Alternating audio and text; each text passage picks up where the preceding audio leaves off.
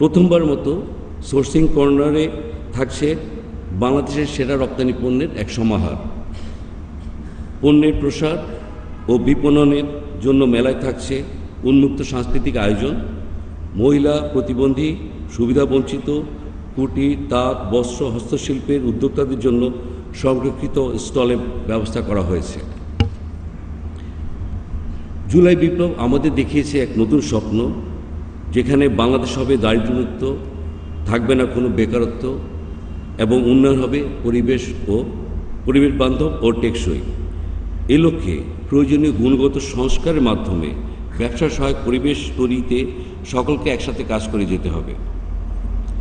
EPB ও বাণিজ্য মন্ত্রণালয় সহ সরকারি বেসরকারি বিভিন্ন প্রতিষ্ঠানের যে সকল কর্মকর্তা কর্মচারীবৃন্দ আজকের এই মেলা সফল আয়োজনের পেছনে অক্লান্ত পরিশ্রম করেছেন, তাদের প্রতি আমাদের অশেষ কৃতজ্ঞতা। বিশেষ করে মাননীয় বাণিজ্য উপদেষ্টার সার্বক্ষণিক পরামর্শ ও দর্শনার্থীদের সুব্যবস্থা ও সুন্দর পরিবেশ তৈরিতে যে আন্তরিকভাবে সহযোগিতা করেছেন তার প্রতি আমাদের কৃতজ্ঞতা। মাননীয় প্রধান উপদেষ্টা, আজকের এই মহৎ অনুষ্ঠানে আপনাকে আমাদের মাঝে পাওয়ায় পুনরায় আন্তরিক কৃতজ্ঞতা ও শ্রদ্ধা জানাচ্ছি। সকলকে আরেকবার স্বাগত জানিয়ে আমার বক্তব্য শেষ করছি। আল্লাহ হাফেজ। বাংলাদেশ চিরজীবী হোক। ধন্যবাদ সম্মানিত ভাইস চেয়ারম্যান। সম্মানিত সুধী, একটি দেশের উন্নয়নের অন্যতম প্রধান মাধ্যম হল ব্যবসা বাণিজ্য ও রপ্তানি সম্প্রসারণ। রপ্তানি বাণিজ্য উন্নয়নের অন্যতম প্রধান কৌশল হচ্ছে পণ্যের উন্নয়ন ও বাজার সৃষ্টি, আর পণ্যের বাজার সৃষ্টির অন্যতম প্রধান কৌশল হচ্ছে আন্তর্জাতিক বাণিজ্য মেলা আয়োজন ও মেলায় অংশগ্রহণ। প্রিয় সুধী, এখন দেশের রপ্তানি বাণিজ্যের উপর নির্মিত তথ্যচিত্র প্রদর্শন করা হচ্ছে। নতুন উদ্যম, নবীন শক্তি এবং অপার সম্ভাবনার বাংলাদেশ। অপরূপ প্রাকৃতিক সৌন্দর্য, ঐতিহ্য এবং সমৃদ্ধ ইতিহাস ও সংস্কৃতির এক অনন্য মেলবন্ধনে গড়ে উঠেছে আমাদের প্রিয় মাতৃভূমি। 1971-এর মহান মুক্তিযুদ্ধের মধ্য দিয়ে অর্জিত স্বাধীনতার পর বাংলাদেশ 2024 সালে একটি নতুন বিপ্লবের সাক্ষী হয়েছে। তরুণ প্রজন্মের নেতৃত্বে গড়ে ওঠা ছাত্র জনতার জুলাই বিপ্লব বাংলাদেশের ইতিহাসে এক গৌরবোজ্জ্বল অধ্যায়, যা বিশ্বের কাছে এক অনুপ্রেরণার প্রতীক। বাংলাদেশের বৈচিত্র্যময় রপ্তানি বাজার আজ বিশ্বব্যাপী প্রসারিত।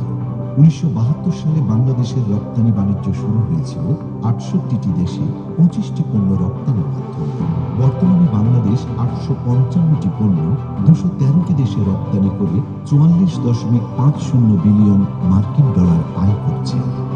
বাংলাদেশের প্রধান রপ্তানি পণ্যগুলোর মধ্যে রয়েছে তৈরি পোশাক, চামড়া ও চামড়াজাত পণ্য, কৃষি ও কৃষিজাত পণ্য, পাট ও পাটজাত পণ্য, হোম টেক্সটাইল, লাইট ইঞ্জিনিয়ারিং পণ্য, নন লেদার ফুটওয়্যার এবং হিমায়িত মাছ। সবুজ অর্থনীতিতে বাংলাদেশের অগ্রগতি বিশ্বের সকলের দৃষ্টি কেড়েছে। ইতিমধ্যে দেশটির 232টি গ্রিন ফ্যাক্টরি সার্টিফিকেট পেয়েছে এবং 500-এর অধিক সার্টিফিকেট প্রাপ্তির অপেক্ষায় রয়েছে। বাণিজ্য বহুমুখীকরণের বিশাল সুযোগ বাংলাদেশের সামনে। বাংলাদেশ কটন বেস ফেব্রিক থেকে ম্যানমেড ফেব্রিকের দিকে যাচ্ছে এবং নতুন নতুন বাজারে প্রবেশের ফলে নতুন নতুন সম্ভাবনাময় পণ্যের সৃষ্টি হয়েছে। এই পণ্যগুলো হল ফার্নিচার পণ্য, ম্যানমেড ফাইবার ভিত্তিক তৈরি পোশাক, সেমিকন্ডাক্টর, লাইট ইঞ্জিনিয়ারিং, অপটিক্যাল পণ্য, ইলেকট্রিক ও ইলেকট্রনিক পণ্য, কপার ও স্টিল পণ্য, সিরামিক, ফার্মাসিউটিক্যালস, হস্তশিল্প পণ্য। রপ্তানি উন্নয়ন ব্যুরো বাজার বহুমুখীকরণের লক্ষ্যে বিশ্বের বিভিন্ন দেশে অনুষ্ঠিত আইকনিক সোর্সিং বাণিজ্য মেলায় অংশগ্রহণের মাধ্যমে নতুন নতুন রপ্তানি গন্তব্য তৈরির পাশাপাশি বিদ্যমান মার্কেট শেয়ার সুসংহত করার কার্যক্রম অব্যাহত রেখেছে। প্রতি বছর ইপিবি ঢাকা আন্তর্জাতিক বাণিজ্য মেলা আয়োজন করে, যা দেশের বাণিজ্যিক পরিবেশ উন্নয়নে সহায়ক। 1995 সালে প্রথম শুরু হওয়া মেলায় এবছর 351টি দেশি ও 11টি আন্তর্জাতিক প্রতিষ্ঠান অংশগ্রহণ করছে। এবারের মেলাকে সাজানো হয়েছে নতুন আঙ্গিকে। প্রথমবারের মতো সোর্সিং কর্নারে থাকছে বাংলাদেশের সেরা রপ্তানি পণ্যের সমাহার।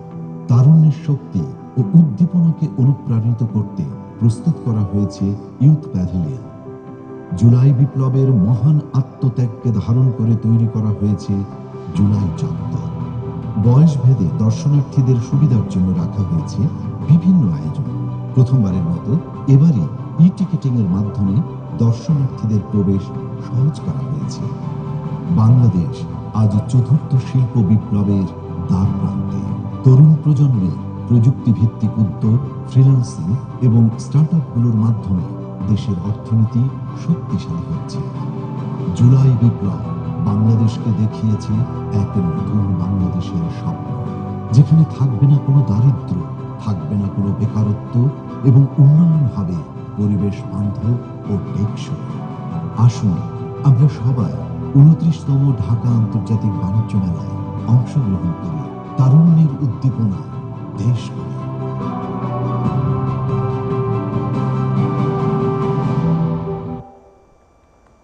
ধন্যবাদ সবাইকে।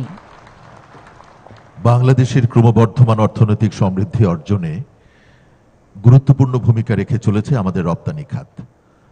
দেশের রপ্তানি বাণিজ্যের সম্ভাবনা এবং চ্যালেঞ্জকে বিবেচনায় রেখে বর্তমান সরকার দেশের ব্যবসা বাণিজ্য উন্নয়ন, শিল্পায়ন এবং রপ্তানি ব্যবসা বাণিজ্য প্রসারে বাস্তবমুখী নীতি প্রণয়নের পাশাপাশি ব্যবসাবান্ধব পরিবেশ সৃষ্টিতে নিরলসভাবে কাজ করছে। সম্মানিত সুধী, এবারে বক্তব্য রাখবেন বাণিজ্য মন্ত্রণালয়ের সম্মানিত সচিবের রুটিন দায়িত্বপ্রাপ্ত জনাব মোহাম্মদ আব্দুর রহিম খান।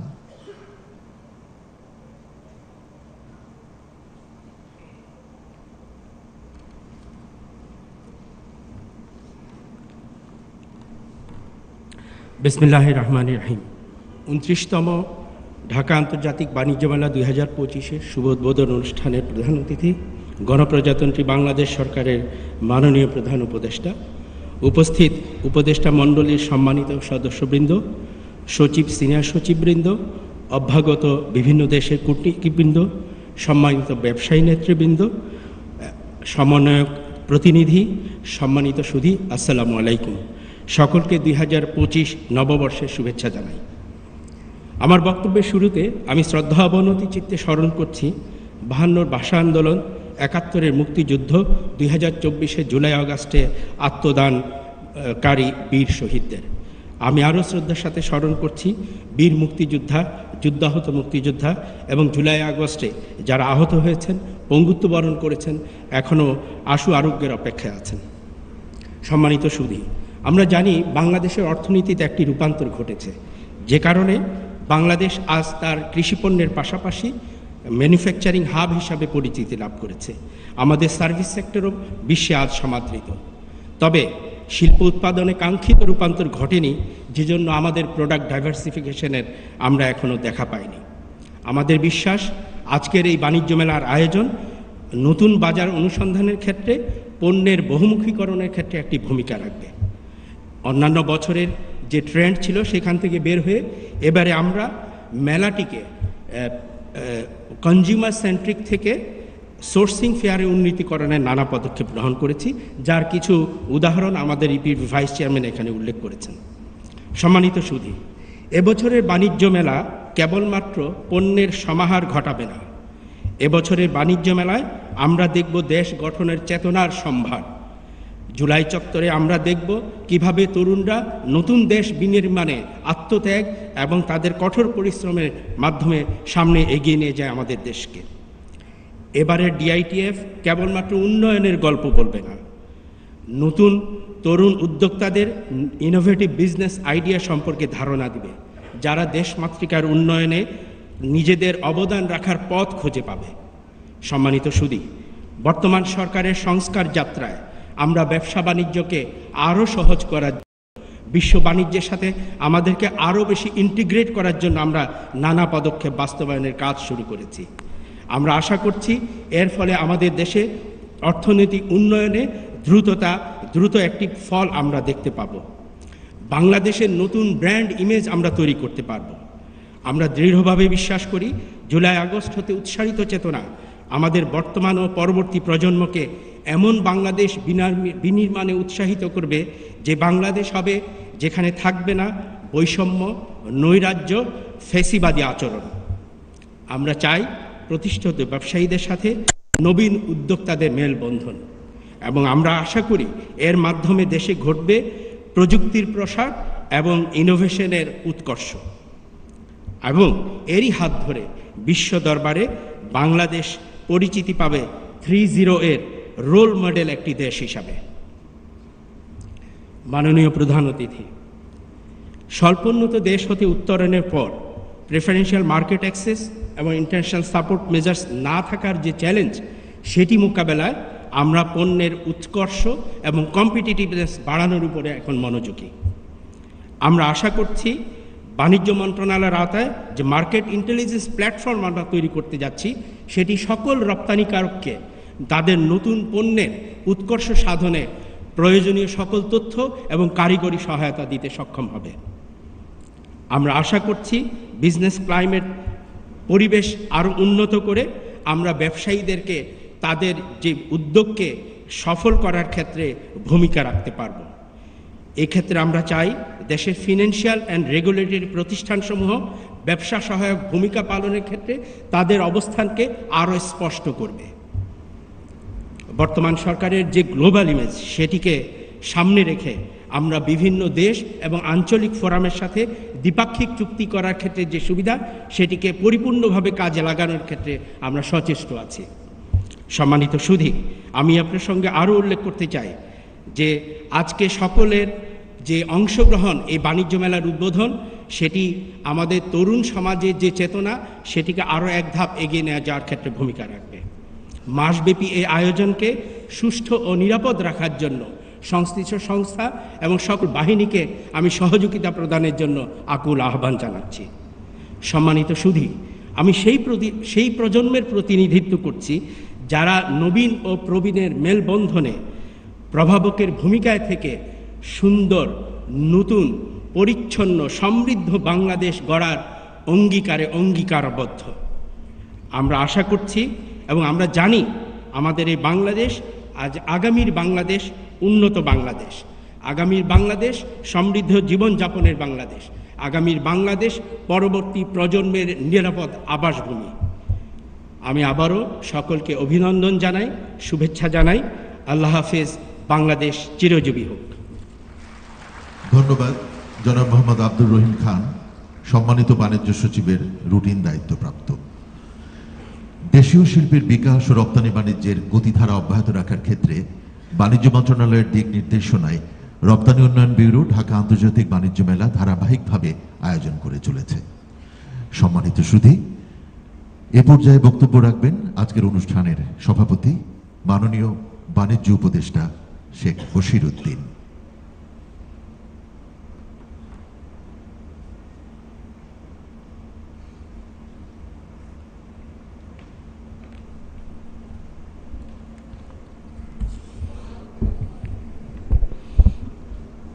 বিসমিল্লাহির রহমানির রহিম। আসসালামু আলাইকুম। 29তম ঢাকা আন্তর্জাতিক বাণিজ্য মেলা ডিআইটিএফের 2025-এর শুভ উদ্বোধন অনুষ্ঠানে উপস্থিত প্রধান অতিথি, গণপ্রজাতন্ত্রী বাংলাদেশ সরকারের মাননীয় প্রধান উপদেষ্টা ডক্টর মোহাম্মদ ইউনূস, উপদেষ্টা পরিষদের সদস্যবৃন্দ, সহকর্মীবৃন্দ, প্রিন্ট ও ইলেকট্রনিক মিডিয়ার সাংবাদিকবৃন্দ, আসসালামু আলাইকুম। A very good morning and a very happy new year. সমবেত শ্রুতিবৃন্দ, বক্তব্যের শুরুতেই গভীর শ্রদ্ধা ভরে স্মরণ করছি মহান স্বাধীনতা যুদ্ধের সকল শহীদ, বীরাঙ্গনা মা, বোন ও বীর মুক্তিযোদ্ধাদের।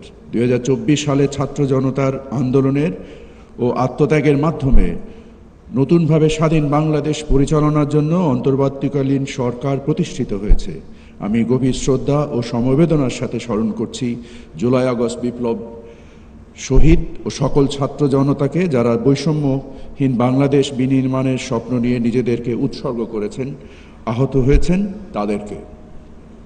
শুধু শিক্ষার্থী ও গণমানুষের সম্মিলিত আন্দোলনের মাধ্যমে দেশে বর্তমানে প্রতিষ্ঠিত অন্তর্বর্তীকালীন সরকারের নবযাত্রার সাথে ডিআইটিএফের এই নামটি বিশেষ মাত্রা যোগ করবে।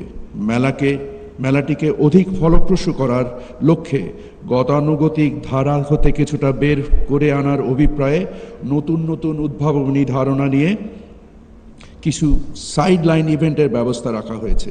এবার জুলাই আগস্ট বিপ্লব স্মরণীয় রাখার জন্য জুলাই চত্বর, 36 চত্বর, sourcing corner, creation corner, seminar, ওয়ার্কশপের ব্যবস্থা রাখা হয়েছে। এছাড়া utility service booth, ATM booth, মসজিদ, মা ও শিশু কেন্দ্র, কার পার্কিং স্পেস, বিভিন্ন ব্লকে পর্যাপ্ত টয়লেট সহ দর্শনার্থীদের সাবলীল চলাফেরার ব্যবস্থা রাখা হয়েছে। প্রিয় সুধী মণ্ডলী, বর্তমান সরকার একটা গণ অভ্যুত্থানের মাধ্যমে রাষ্ট্রের দায়িত্বভার গ্রহণ করেছে।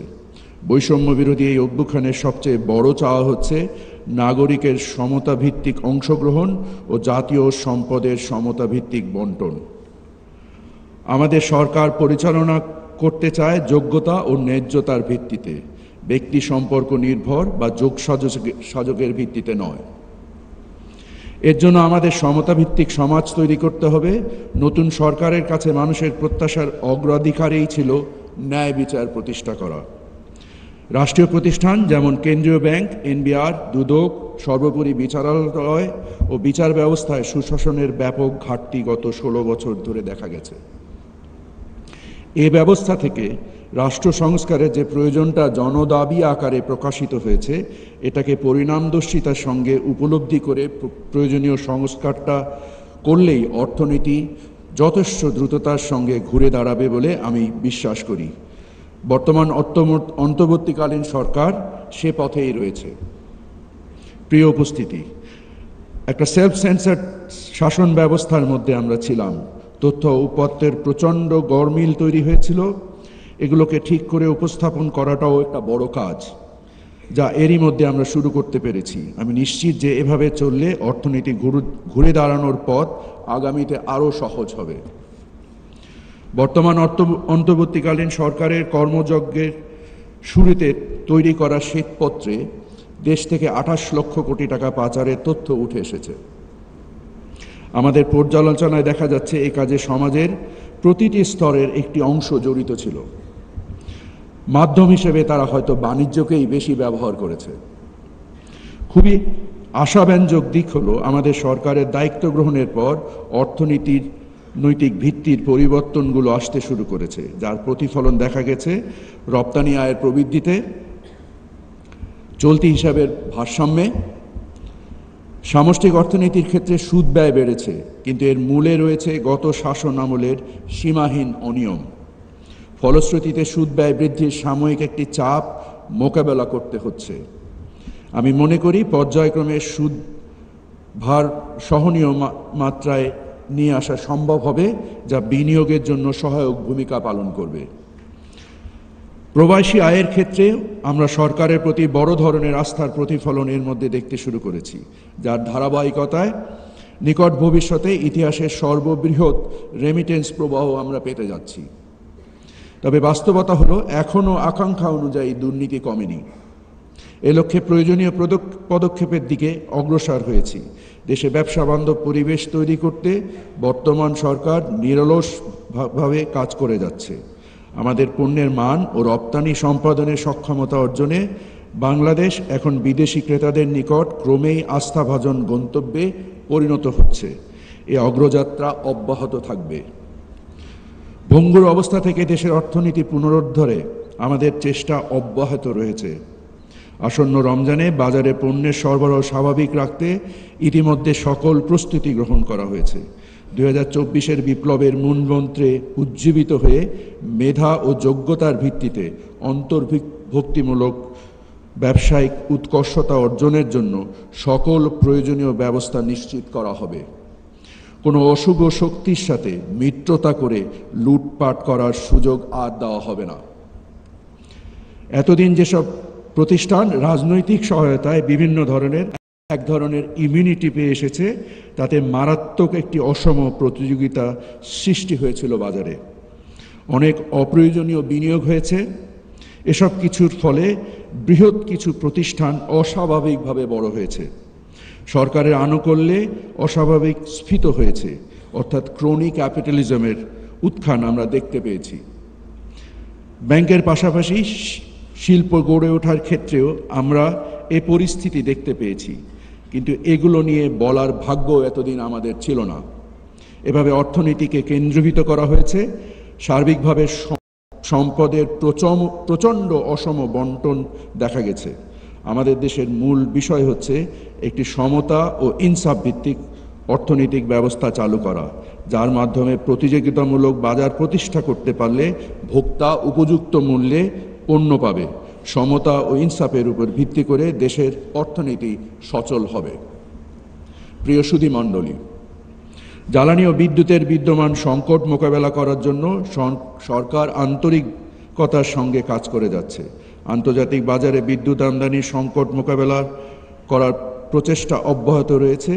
স্থানীয় উৎপাদনকে বৃদ্ধি করার পাশাপাশি বিকল্প হিসাবে নবায়নযোগ্য জ্বালানির দিকে যাওয়ার বড় পরিকল্পনা রয়েছে সরকারের। 10,000 মেগাওয়াটের ফাস্ট ট্র্যাক একটি নবায়নযোগ্য প্রকল্প হাতে নেওয়া হয়েছে, যা বাস্তবায়নের কাজ অতি দ্রুত শুরু হচ্ছে। মূল্যস্ফীতি নেমে আসা করেছে। আমাদের পর্যালোচনায় আমরা দেখেছি যে পণ্যের মূল্যস্তর এখন স্থিতিশীল থেকে নিম্নগামী। মৌসুমের প্রভাবে সবজির দাম কম, তেলের দাম বাড়লেও মাছ, মুরগি, ডিম, চিনির দাম কমে আসতে শুরু করেছে। সামগ্রিকভাবে দেখলে গত 1 মাসের মধ্যে বাজার খরচটা কিছুটা হলেও কমেছে। আমার প্রত্যাশা রমজান কেন্দ্রিক পণ্যের মূল্যস্তর স্থিতিশীল থেকে নিম্নমুখী থাকবে। আমি মনে করি তেলের দাম কমবে, ছোলার দাম কমবে, ডিম ও পেঁয়াজের দাম স্থিতিশীল থাকবে। আমরা দুর্বৃত্তায়ন বন্ধ করতে চাই, দক্ষতা ভিত্তিক বাজার ব্যবস্থা চাই, যার অনুপস্থিতিতে গত 1.5 দশকের শাসন আমলে সিন্ডিকেটের জন্ম দিয়েছে। আমরা বৈচিত্র্যময় এবং অংশগ্রহণমূলক বাজার ব্যবস্থা করতে চাই। দেশে সম্পদের বন্টনের ক্ষেত্রে সুষম বন্টন ভিত্তিক নীতি প্রণয়ন করতে চাই। এলডিসি গ্র্যাজুয়েশনের যে পর্বটি আমাদের সামনে রয়েছে তা এই মুহূর্তে আমাদের জন্য বড় চ্যালেঞ্জ, কারণ সংখ্যাভিত্তিক বিষয়গুলো অর্থনীতি গ্র্যাজুয়েশনের যোগ্যতা অর্জন করলেও প্রশাসনিক এবং সামাজিক দুর্বলতাগুলো আমাদের বড় ধরনের ফাঁদে ফেলে দিতে পারে। এ ফাঁদে না পড়ার সুযোগও রয়েছে, তবে সেজন্য সংস্কারগুলো সময় মতো করতে হবে। আমরা অপরাধীদের জোট ভাঙতে চাই। যোগসাযোগের ভিত্তিতে এতদিন মাত্রা ও চরিত্রহীন লুণ্ঠন হয়েছে। এটা থেকে বের হয়ে সম্পূর্ণভাবে যোগ্যতা এবং উৎকর্ষতার উপর ভিত্তি করে অর্থনৈতিক নীতি প্রণয়নে আমরা সচেষ্ট। আমাদের রাজস্ব জিডিপির অনুপাত একটি লজ্জাস্কর পরিস্থিতিতে রয়েছে। এর থেকে পরিত্রাণের পথ খুঁজতে হবে। সম্মানিত উপস্থিতি, ঢাকা আন্তর্জাতিক বাণিজ্য মেলা 2025 আয়োজনে বাণিজ্য মন্ত্রণালয়, রপ্তানি উন্নয়ন ব্যুরো, এফবিসিসিআই সহ বেসরকারি খাতের সক্রিয় সহযোগিতা ও নিরলস প্রচেষ্টার জন্য সংশ্লিষ্ট সকলকে জানাই আমার আন্তরিক ধন্যবাদ। এছাড়া বিভিন্ন সেবা প্রদানকারী সরকারি বেসরকারি প্রতিষ্ঠানসমূহ পূর্বের মতো ডিআইটিএফ 2025 সফলভাবে আয়োজনে আন্তরিকতার সাথে তাদের দায়িত্ব পালন করবে বলে আমি বিশ্বাস করি। ব্যবসায়ী অংশগ্রহণকারীবৃন্দ এবং সকল দর্শক ক্রেতাকে মেলাটিকে সাফল্যের মূল ভূমিকা পালন করার জন্য অনুরোধ জানাচ্ছি। আজকে শুভ উদ্বোধন অনুষ্ঠানে উপস্থিত থাকার জন্য মাননীয় প্রধান উপদেষ্টা পরিষদের সদস্যবৃন্দ, সম্মানিত সকলকে আমি বাণিজ্য মন্ত্রণালয় ও রপ্তানি উন্নয়ন ব্যুরোর তরফ থেকে সশ্রদ্ধ কৃতজ্ঞতা জানাচ্ছি। আমি 29তম ঢাকা আন্তর্জাতিক বাণিজ্য মেলা ডিআইটিএফ 2025-এর সার্বিক সাফল্য কামনা করছি। আপনাদের সকলকে ধন্যবাদ জানিয়ে এবং সবার মঙ্গল কামনা করে আমার বক্তব্য এখানেই শেষ করছি। আল্লাহ হাফেজ। আপনাকে অনেক ধন্যবাদ মাননীয় বাণিজ্য উপদেষ্টা। সম্মানিত সুধী, আজকের অনুষ্ঠানের সবচেয়ে প্রতীক্ষিত মুহূর্তে পৌঁছে গেছি আমরা। আজকের অনুষ্ঠানের প্রধান অতিথি গণপ্রজাতন্ত্রী বাংলাদেশ সরকারের মাননীয় প্রধান উপদেষ্টা ডক্টর মোহাম্মদ ইউনূসকে তার মূল্যবান ও দিক নির্দেশনামূলক ভাষণ প্রদান এবং 29তম ঢাকা আন্তর্জাতিক বাণিজ্য মেলা 2025-এর শুভ উদ্বোধন ঘোষণার জন্য সবিনয়ে অনুরোধ করছি। সুধীবৃন্দ, মাননীয় প্রধান উপদেষ্টা।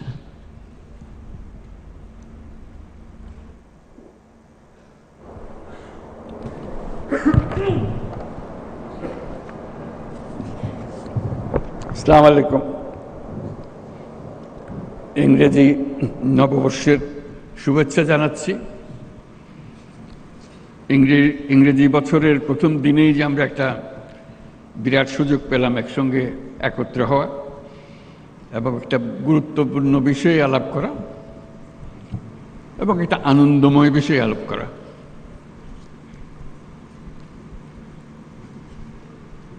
আন্তর্জাতিক বাণিজ্য মেলা যখন শুরু হয়েছে প্রথম দিকে দু একবার যাওয়ার সুযোগ হয়েছিল। বেশ ফুর্তি লাগে, মজা লাগে দেখতে। নামটা হলো আন্তর্জাতিক বাণিজ্য মেলা, 3টা শব্দ। কারো কারো পছন্দ আন্তর্জাতিকের দিকে, খেয়াল ওদিকে, কারো কারো মনোযোগ বাণিজ্যের দিকে, আর কারো খেয়াল মেলার দিকে। আমি মেলার দিকে।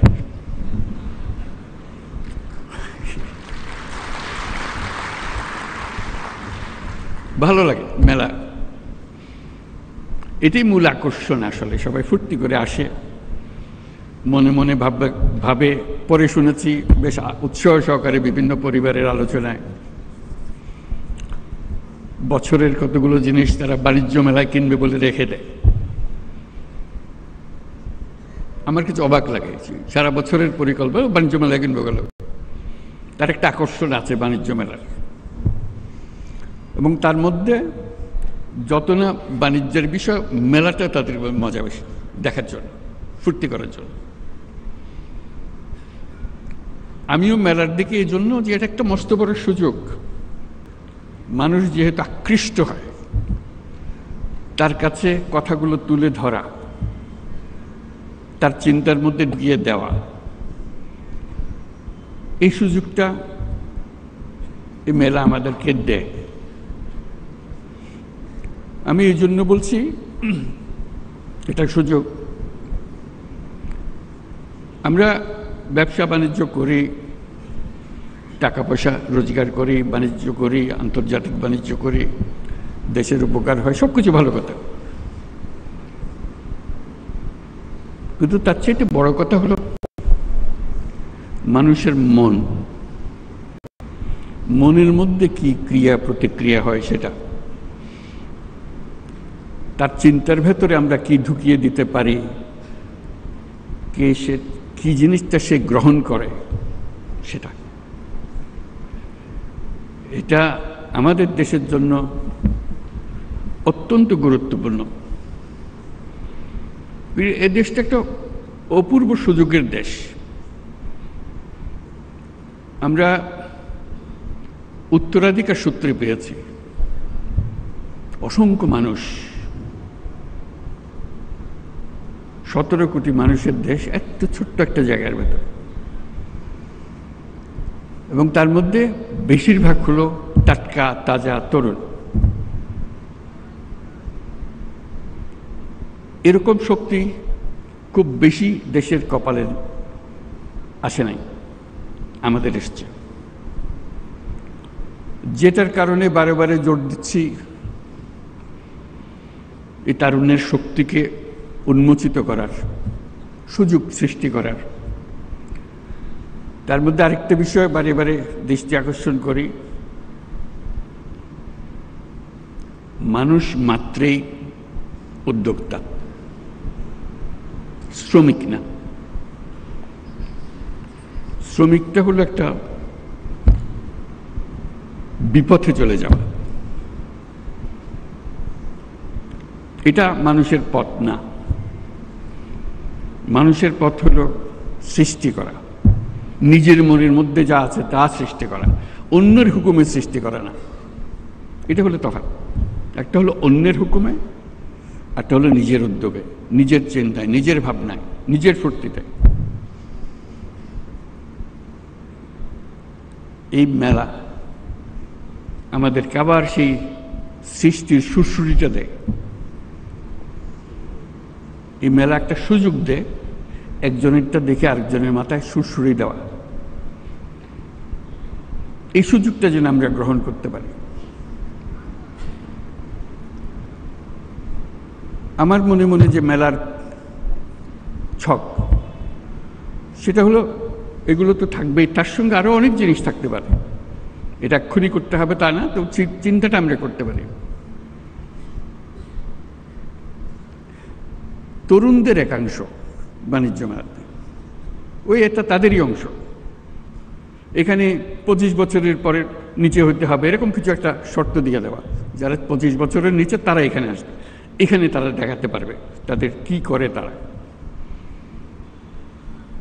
আমরা যদি খুঁজি, অবাক কেন, অসংখ্য রকমের কাজ করে এই তরুণরা, কিন্তু কোথাও স্বীকৃতি নাই, সরকারি স্বীকৃতি নাই, অন্য ব্যবসায়ী মহলে স্বীকৃতি নাই, কিন্তু তারা অনেক জিনিস করে, ছোট ছোট ছোট ছোট জিনিস করে। এবং তরুণ বলতে আমি শুধু ছেলে তরুণদের কথা বলছি না, মেয়ে তরুণ, অসংখ্য কাজ। আপনাদের জানা আছে, আপনাদের প্রত্যেকে জানেন কে কি করে, ঘরে বসে শাড়ি বিক্রি করে, সে কোথাও যায় না, বাড়িতেই কিছু না, কিন্তু তার ক্রেতা বহু জায়গায়।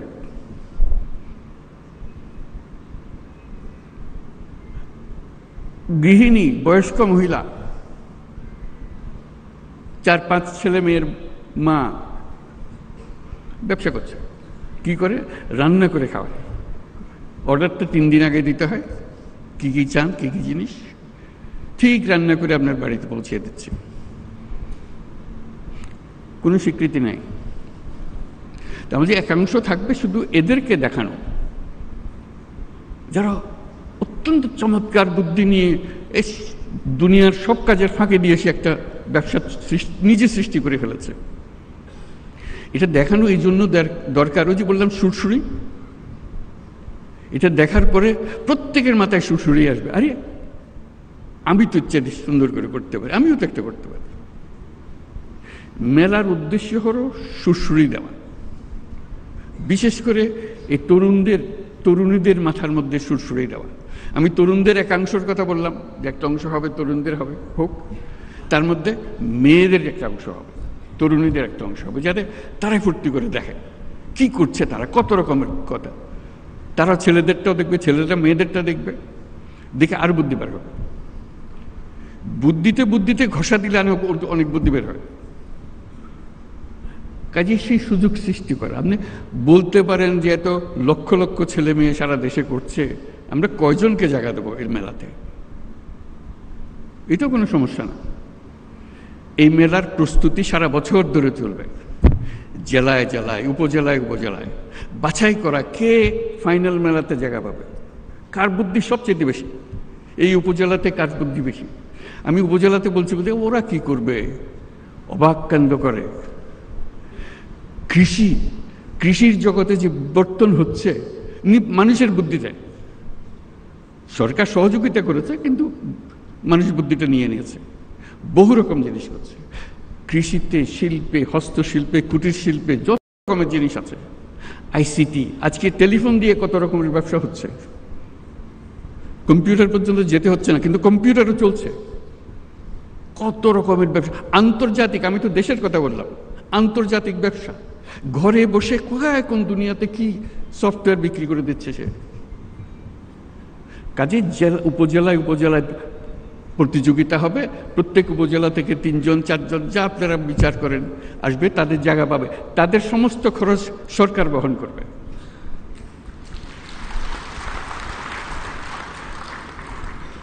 কারণ তারা তো আমাদের পথ প্রদর্শক,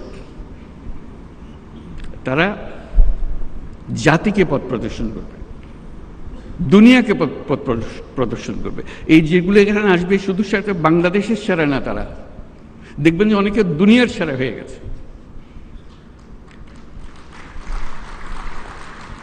দেশ আর দুনিয়ার সীমারেখা এখন আর নাই। আমরা যে পর্যায়ে তরুণরা আমাদেরকে যে পর্যায়ে নিয়ে এসছে, আমরা একাকার হয়ে গেছি, এখন আমরা ওই সীমাতে চলে গেছি। কাজে সেই সীমাতে আমাদেরকে সেই তরুণরা, তখন এটা আন্তর্জাতিক হবে, আন্তর্জাতিক তরুণরা দেখতে আসবে বাংলাদেশের তরুণরা কি করছে, বাংলাদেশের তরুণরা কি করছে, বুদ্ধি নিতে আসবে, শিখতে আসবে, উৎসাহ নিতে আসবে, জয়েন্ট ভেঞ্চার করতে আসবে। আজকে যে ঘরে বসে করছে সেটা দেখা যাবে যে আন্তর্জাতিক ব্যবসাতে পরিণত হয়েছে। এটার কোনো তফাৎ নেই। ঘরে বসে কাজ, আন্তর্জাতিক কাজ কোনো তফাৎ নেই, শুধু আকারে বড়, বুদ্ধি ছোট্ট বুদ্ধি। একবার যদি বুদ্ধিটা খেটে যায় তাহলে এটা সারা দুনিয়ার জন্য খেটে গেল। উবার ধরেন একটা বুদ্ধি, এটার জন্য দুনিয়া লাগে না তো, একজন হলেই হয়ে যায়। কিন্তু যেই একজনে কাজ করেছে এটা সারা দুনিয়াতে কাজে লেগে গেছে, বিরাট কোম্পানি হয়ে গেছে। কাজে এই যে কাজটা করছে সে ছোট্ট একটা জায়গায়, আপনি তারে ছোট ছোট জায়গা বন্টন করে দেন, সে শুধু দেখাবে, বোঝাবে কি, কত বিনিয়োগকারী আসবে তার কাছে, বল চলেন আমরা সঙ্গে ব্যবসা করি। এই তো মেলার উদ্দেশ্য, যোগাযোগটা করে দেওয়া, খাপে খাপে মিলিয়ে দেওয়া। তা আমরা সেরকমভাবে তরুণ তরুণীদের করতে পারি, বয়স্কদের করতে পারি, যারা আমরা বলি রিটায়ার্ড, একটা শব্দ বলি, আমি বলছি রিটায়ার্ড বলে কোনো শব্দ নাই, পুরো শব্দটাকে আমরা রিটায়ারমেন্টে পাঠিয়ে দিলে ভালো হয়।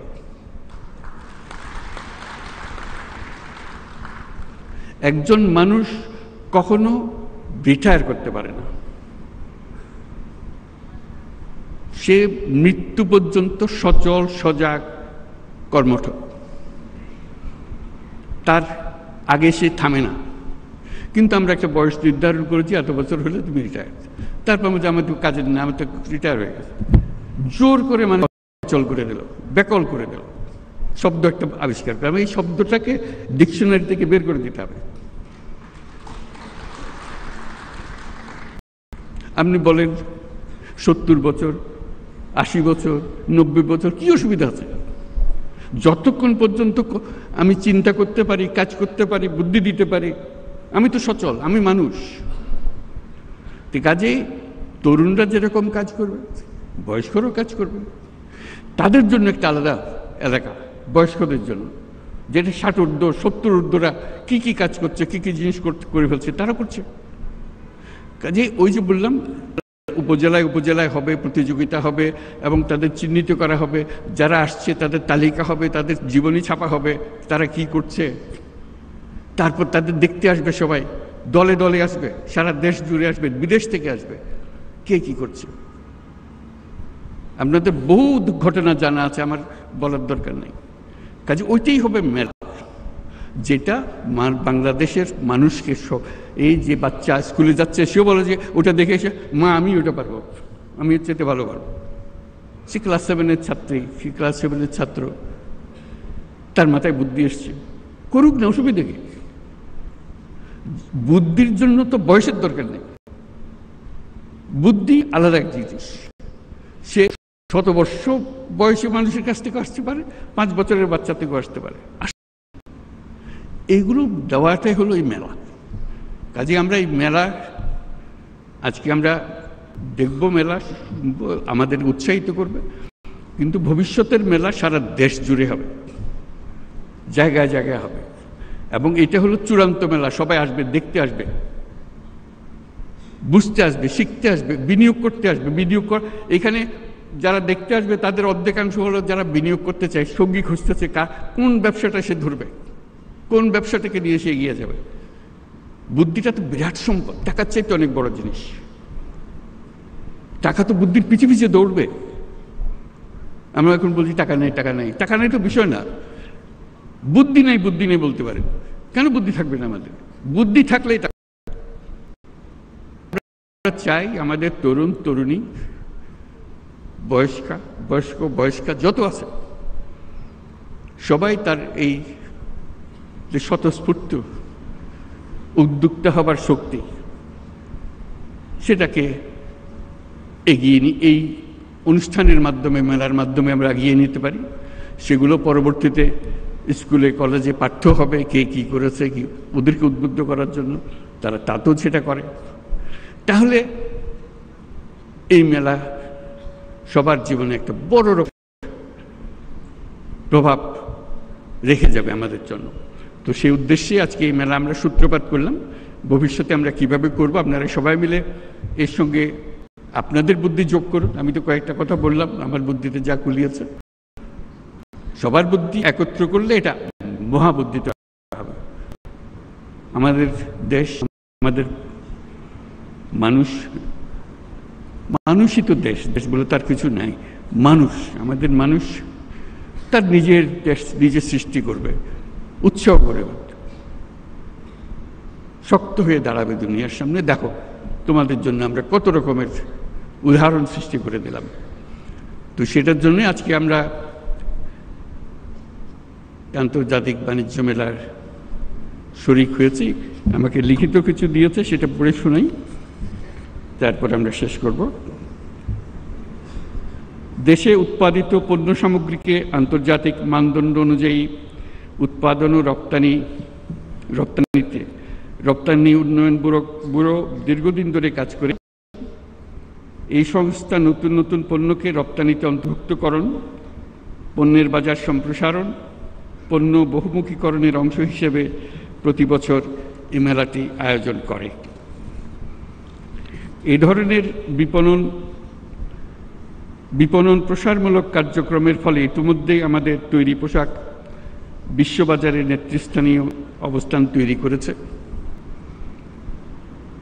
বেকারত্ব কমানো, বৈদেশিক মুদ্রা অর্জন এবং দারিদ্র্য কমিয়ে আনার মাধ্যমে রপ্তানি বাণিজ্য দেশের অর্থনীতির ভিতর মজবুত করতে বিশেষ ভূমিকা রাখছে। সরকারি পৃষ্ঠপোষকতায় স্থানীয় পণ্যের মান উন্নয়নে সেবা প্রদানকারী সংস্থাগুলোকে আরও শক্তিশালী করা হচ্ছে। রপ্তানি সেবা প্রদানকারী সংস্থাগুলোর সক্ষমতা বৃদ্ধি, আধুনিক ও দ্রুততর সেবা নিশ্চিত করার লক্ষ্যে সংশ্লিষ্ট সংস্থার বিদ্যমান অবস্থা, সমস্যা ও সম্ভাবনা সংক্রান্ত গ্যাপ নিরূপণের জন্য সার্ভে করা হচ্ছে। সকলের সম্মিলিত প্রয়াসে নতুন নতুন পণ্য উদ্ভাবনের মাধ্যমে আমাদের রপ্তানিকে আরও সমৃদ্ধ করতে হবে। পণ্যের পাশাপাশি সেবা খাতে বিনিয়োগ ও রপ্তানি বৃদ্ধির লক্ষ্যে এগিয়ে আসার জন্য আমি আমাদের ব্যবসায়ী মহলকে অনুরোধ জানাচ্ছি। দেশের রপ্তানি পণ্য বহুমুখীকরণের পদক্ষেপ হিসেবে সরকার নানামুখী কর্মসূচি বাস্তবায়ন করে চলেছে। এর মধ্যে রপ্তানিতে অবদান ও সম্ভাবনার বিষয়ে বিবেচনাক্রমে পণ্য খাতকে যথাক্রমে সর্বোচ্চ অগ্রাধিকার খাত, বিশেষ অগ্রাধিকার খাত হিসেবে ঘোষণা করা হয়েছে। এছাড়া রপ্তানি প্রসার ও প্রযোজনামূলক কর্মকাণ্ডকে বেগবান করতে প্রতি বছর একটি পণ্যকে প্রোডাক্ট অব দ্য ইয়ার, বর্ষের সাফল্য হিসেবে ঘোষণা দেওয়া হয়। এই প্রক্রিয়ার মাধ্যমে আমি প্রোডাক্ট অব দ্য ইয়ার তো বটেই, এন্টারপ্রেনিয়র অব দ্য ইয়ার সেটাও পরিচিত করতে চাচ্ছি, যাতে করে প্রোডাক্টের উপরে যেমন জোর, তার চাইতে বেশি জোর যে করলোটাকে। এই প্রক্রিয়ার মাধ্যমে জনগণকে ঘোষিত পণ্যের উৎপাদন ও বিপণনে উৎসাহিতকরণে প্রয়োজনীয় পদক্ষেপ নেওয়া হয়। এবার ফার্নিচার পণ্যকে 2005 সালের বর্ষসেরা পণ্য হিসেবে ঘোষণা করা হয়েছে। বাংলাদেশে উৎপাদিত প্রক্রিয়াকৃত পণ্য ও সেবা সামগ্রীকে বহির্বিশ্বে রপ্তানির পথ সুগম করার লক্ষ্যে আয়োজিত 29তম ঢাকা আন্তর্জাতিক বাণিজ্য মেলার সাথে সম্পৃক্ত বাণিজ্য মন্ত্রণালয় এবং রপ্তানি উন্নয়ন ব্যুরো সহ সকল মন্ত্রণালয় ও সংস্থাকে আমি আন্তরিক ধন্যবাদ জানাচ্ছি। এই সঙ্গে আমি ঢাকা আন্তর্জাতিক বাণিজ্য মেলা 2025-এর শুভ উদ্বোধন ঘোষণা করছি।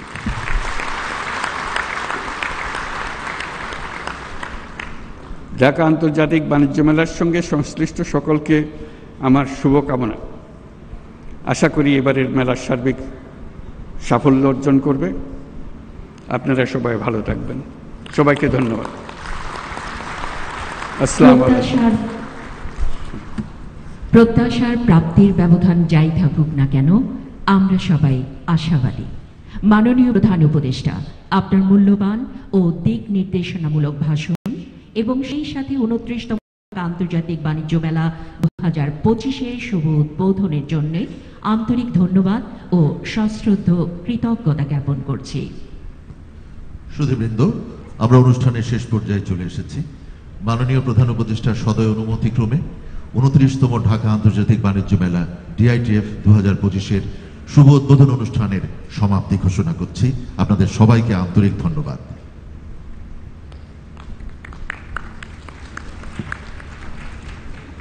সম্মানিত সুধী, এখন মাননীয় প্রধান উপদেষ্টা ঢাকা আন্তর্জাতিক বাণিজ্য মেলা প্রাঙ্গণ পরিদর্শন করবেন। পরিদর্শনের সময়টুকু আপনাদেরকে এই অনুষ্ঠান স্থলে বাইরে না যাওয়ার জন্য বিনীত অনুরোধ করছি। সম্মানিত অতিথিবৃন্দ, আপনাদেরকে বিনীতভাবে অনুরোধ করছি আপনারা যার যার আসনে আসন গ্রহণ করুন। আপনাদের কাছে আমাদের বিনীত নিবেদন, আপনারা আসন গ্রহণ করুন। মাননীয় প্রধান উপদেষ্টা এখন মেলা প্রাঙ্গণ ঘুরে দেখবেন। আপনাদের আসনেই আমরা আপ্যায়নের ব্যবস্থা রেখেছি, আপনাদের কাছে আপ্যায়ন পৌঁছে দেওয়া হবে। সম্মানিত অতিথিবৃন্দ, আপনারা দয়া করে আসন গ্রহণ করুন। আপনাদের আসনেই আপ্যায়ন পৌঁছে দেওয়া হবে।